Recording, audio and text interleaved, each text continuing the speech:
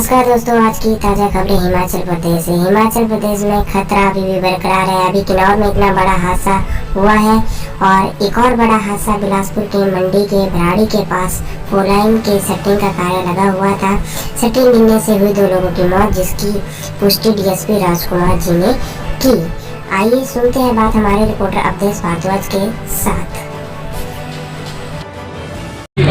अच्छा जनाब, जैसे आज ये इतनी बड़ी घटना हुई और कोई भी हिमाचल प्रदेश में जब बाहरी राज्य से कोई भी कर्मचारी काम करने के लिए आते हैं तो वहाँ पे जो कंसर्न थाना होता है उसमें उसकी एंट्री होती है, कोविड टेस्ट की एंट्री होती है। तो क्या आपके समक्ष ऐसी चीज़ आई है या थाना वाले ऐसी कार्रवाई करते हैं या इनके ठेकेदार और कंपनियाँ ऐसी कार्रवाई करते हैं? जी बिल्कुल कार्रवाई होती है और इसका जो मेन जो कंप्लेंट है वो हमारे पास दिन के टाइम जो मेरे ध्यान में आई है, ठीक है। और उसके लिए जो पुलिस थाना झंडूता में इनकी कंप्लेंट आई थी, इंफॉर्मेशन आई थी, तो उस पर जो मैंने तुरंत जो वो एसएचओ जो झंडूता के सब इंस्पेक्टर राजेंद्र कुमार उनको मौका पर भेजा। और दूसरा मैंने ये निर्देश दिया था कि इसमें एक टीम जो आप हॉस्पिटल के लिए भी भेजे ताकि इनको जो फटाफट जो भी कार्रवाई बनती है वो करे। और दूसरा जो इसका लीगल एस्पेक्ट है, अगर इसमें किसी का कोई रोल आता है सामने तो उसके लिए भी जो कानून के अनुसार जो प्रक्रिया है उसको फॉलो करें। नहीं सर, वो बात तो ठीक है, बट ये तो चलो बहुत अनफॉर्चुनेटली ऐसा इंसिडेंट हुआ, बट मैक्सिमम केसेस ऐसे भी होते हैं कि ये बाहरी राज्य के जो कर्मचारी होते हैं, ऐसे इस तरह के कांड आप देख रहे हैं कि हिंदुस्तान में किस तरह के हो रहे हैं, रेप हो रहे हैं, मर्डर हो रहे हैं।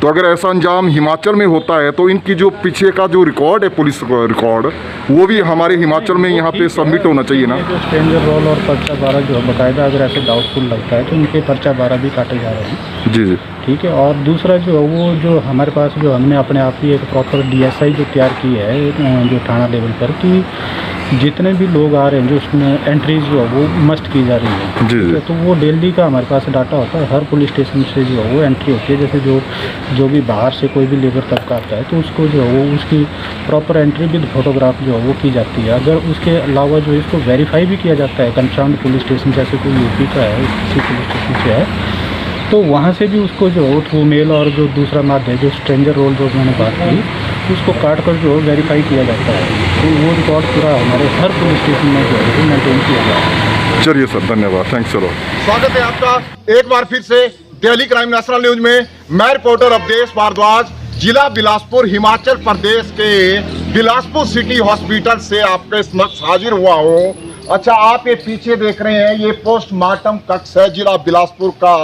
बता दें, वह कंपनी जो कंपनी गाबर कंस्ट्रक्शन कंपनी कीरतपुर से लेकर अपने मनाली तक 4 लेन कार्य का निर्माण कर रही है, उसकी ब्रांच कुड्डी में भी है। और उसके अगेंस्ट एम्प्लॉयमेंट के रिगार्डिंग युवाओं ने आंदोलन किया था। आज उस कंपनी में कार्यरत बाहरी मजदूरों में से 2 मजदूरों की मौके वारदात पर ऊपर पुल से गिरने से आकस्मिक मौत हो गई। और यहाँ पर अपने युवा कांग्रेस जिला परिषद के सदस्य गौरव शर्मा जी और जो इनके मजदूर भाई है 3-4, ये भी मौके पे आए हैं। और साथ में डीएसपी साहब भी आए थे और उन्होंने यहाँ पे जो कार्रवाई करके इंडिकेशन देनी थी पुलिस को दे दी है। पर सबसे पहले हम जो गाबर कंस्ट्रक्शन कंपनी के जो यहाँ पे ठेकेदार और जो भी यहाँ पे नुमाइंदे हैं उनसे पूछेंगे कि वो किस तरह की फैसिलिटीज सेफ्टी के रिगार्डिंग इन मजदूरों को दे रखी हुई है। और क्या इन कंपनियों ने अपने बाप की धर्मशाला इस बिलासपुर को समझ रखा हुआ है। ऐसे ऐसे कांड हो रहे हैं, यहाँ पे कोई मजदूर मारे जा रहे हैं, यहाँ पे पॉल्यूशन क्रिएट कर रहे हैं, ना ही यहाँ के लोकलाइट्स को रोजगार देते हैं। और मैं दर्शकों को ये भी बताना चाहता हूँ, उपायुक्त महोदय जिला बिलासपुर डॉक्टर पंकज राय जी से भी मेरी इसके रिगार्डिंग बात हो गई थी कि जनाब वहाँ पे ऐसा इंसिडेंट हुआ है। तो जनाब ने वहाँ पे तहसीलदार साहब को मौके पे भेज दिया है और जिसकी जो भी रिपोर्ट है उसके अकॉर्डिंग डीसी साहब एक्शन लेंगे। बट सर आप बताएं, गाबर कंपनी में आप किस पोस्ट पे हैं? मैं लेबर ठेकेदार हूँ। लेबर ठेकेदार हो। अच्छा, क्या क्या अपने सेफ्टी के रिगार्डिंग फैसिलिटीज आप इनको देते हैं, मजदूरों को देते हैं कि नहीं देते हैं? पहले तो नहीं, कंपनी हमें कोई फैसिलिटी नहीं देती। तो भाई कंपनी नहीं देती तो कंपनी भी पैसा खाती है, ठेकेदार भी पैसा खाती है। मैं भी कंपनी में काम करता हूँ, ठीक है ना।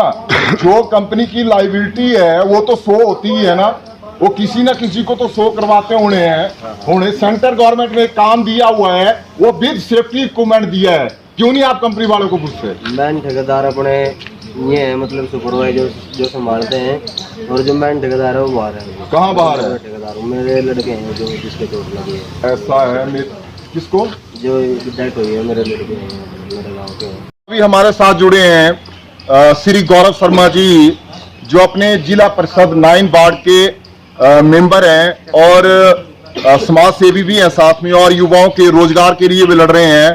पर आज जब मेरे को इनकी कॉल आई तो बिल्कुल आहत थे कि 2 हमारे बाहरी राज्य के कर्मचारी, 2 हमारे हिंदुस्तान के भाई आकस्मिक मौत के कारण भगवान को प्यारे हो गए। और इन्होंने बिल्कुल मेरे को भी अपने साथ लाया, और यहाँ जो भी स्टाफ आया था उनकी भी प्रॉपर वे से क्लास ली। तो सर आप बताएं अब आप अपना नेक्स्ट इनको मजदूरों को किस तरह से, क्योंकि इनका तो बिल्कुल एक 22-23 उम्र है, अपने परिवार को चलाते थे, किस तरह से आप कोऑपरेट करेंगे? आज बहुत ही दुखद घटना घटी है।